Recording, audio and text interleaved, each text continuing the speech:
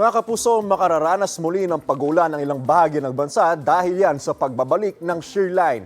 Ayon sa Pag-asa, apektado nito ngayon ang Bicol Region at mga probinsya ng Oriental Mindoro, Romblon, Marinduque, Aklan, Capiz at Northern Samar. Pinalerto mga residente sa banta ng baha o kaya naman ng landslide.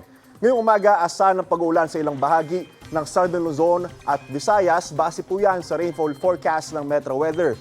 Uulan din ang ilang panig ng Northern Luzon at Aurora. Pagsapit ng hapon, posible na rin ang ulan sa ilang pampanig ng bansa, partikular na sa Southern Luzon at sa Visayas. Maging alerto po tayo sa heavy rains na maaaring magdulot ng baha o kaya naman ng landslide. Mababa naman po ang tsansa ng ulan dito sa Metro Manila. Mag-ingat po tayo, mga kapuso. Ako po si Anjo Pertiera. Know the weather before you go. Para mark safe lagi, mga kapuso.